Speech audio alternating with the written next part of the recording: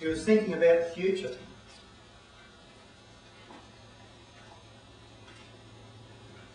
And Daniel, before he even tells him what the dream is going to be, he gives credit to his Creator, which is a very humble act. And he says,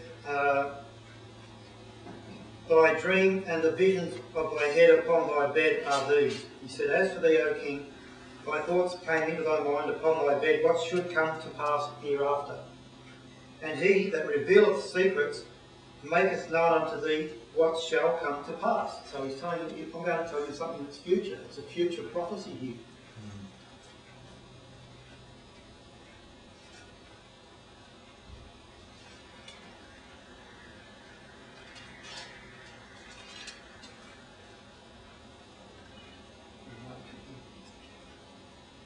But as for me, the secret is not revealed to me for any wisdom that I have, more than any living, but for their sakes that shall make known the interpretation of the king, and that thou mightest know the thoughts of thine heart. Thou, O king, sawest, and behold, a great image. This great image, whose brightness was excellent, stood before thee, and the form thereof was terrible. That word terrible means it was great, it was big. Doesn't mean it was terrifying, it was just really big. This image's head was of fine gold, his breasts and his arms of silver, his belly and his thigh of brass, his legs of iron, his feet part of iron and part of clay. Thou sawest, or you were watching, until that a stone was cut out without hands, which smote the image upon his feet that were of iron and clay, and brake them to pieces. Then was the iron, the clay, the brass, the silver, and the gold broken to pieces together, and became like the chaff of the summer threshing floors, and the wind carried them away, that no place was found for them, and the stone that smote the image became a great mountain, and filled the whole earth. So here we see, I've done a bit of a poor illustration, but an illustration nonetheless of this image. There's a better illustration in this book here of that golden image. He said, you saw there was an image, head of gold, arms and chest of silver, thighs of bronze, legs of iron, feet of iron and clay mixed. And he said, and you watched until a stone that was made not from human hand. There's no human devising in this. There's no, in this stone that came and smote the image on the feet and destroyed the whole lot, was something that was not human. It was not a human, no human wars brought it about, no human suffering, no human power, no human authority. It was something supernatural that happened there at that point. Now, this is the dream. This is verse 36. This is the dream, and we will tell the interpretation thereof before the king. Now he says to the king, Thou, O king, art a king of kings, for the God of heaven hath given thee a kingdom, power, and strength, and glory. And wherever the children of men dwell, the beasts of the field and the fowls of the heaven hath he given into thine hand, and hath made thee ruler over them all. Thou art the head of gold. Now, the head of gold, the king was the king of what country? Or what province? Or which ruling class? Babylon. Babylon from 605 BC to 539. We existed to that point. Now, and the bad news for the king is in verse 39, and after thee shall arise another kingdom, inferior to thee, and another third kingdom of brass, which shall bear rule over all the earth.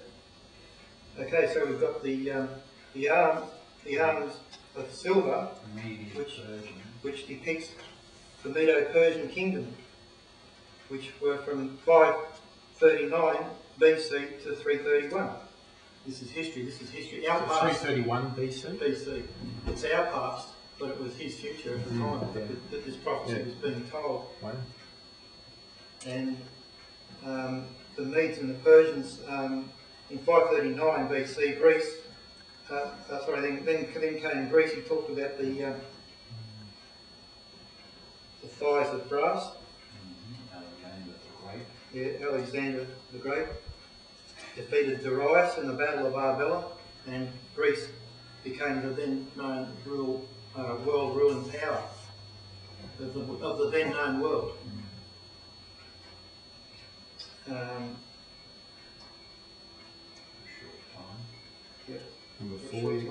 Verse 40. And the fourth kingdom shall be strong as iron, for as much as iron breaketh in pieces and subdueth all things, and as iron that breaketh all these shall it come to pass, shall it break in pieces and bruise.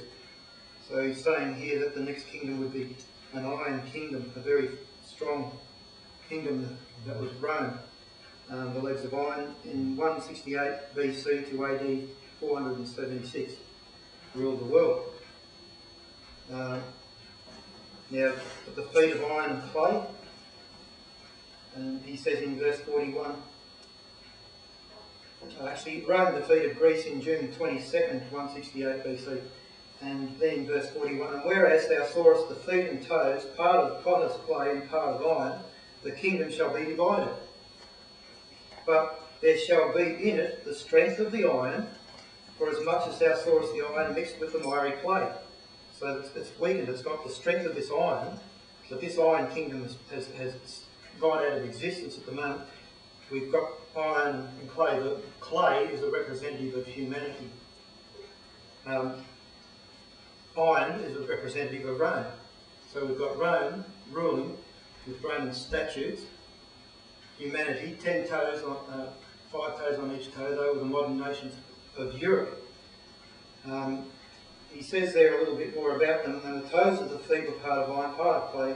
So the kingdom shall be partly strong and partly broken. In other words, they won't try and join up, or they'll try and join up, but they won't be successful. They'll always have the weakness of the clay, and it's in there with the strength of iron.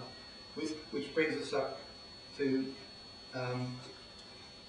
the divided nations of Western Europe, which is AD 476 until a particular time. Now these nations here have tried to join up. You've got international nations, you have international agreements, all these treaties, wars, trying to join up the modern nations of Europe. Because this prophecy was known to some of the Bible believers in England, and they started telling this truth about the future, they were told that they weren't allowed to talk about it anymore. This was the Dark Ages. They were not to bring out any knowledge or light of the past, present and future, what was going to happen. And so they made up nursery rhymes instead. That's why a lot of the English nursery rhymes we hear don't seem to make much sense to us. But this one here is Humpty Dumpty sat on the wall, Humpty Dumpty had a great fall, all the king's horses and all the king's men couldn't put the modern nations of Europe together again. Today we've got the New World Order trying to do it again through American superpowers, through Australian Prime Ministers, through Prime Ministers in England, there's been, read this here, there's been intermarriage, trying to join up the nations. That's why in England the ruling classes there are intermarried amongst, they're sort of inbred a little bit from intermarriage, trying to join up these modern nations of Europe. They've tried intermarriage 1920 to 1939, 4,568 treaties and international engagements were drawn up in an attempt to join up these leagues of nations.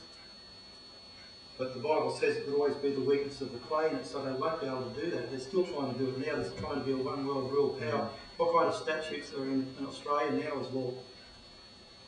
They're Roman statutes.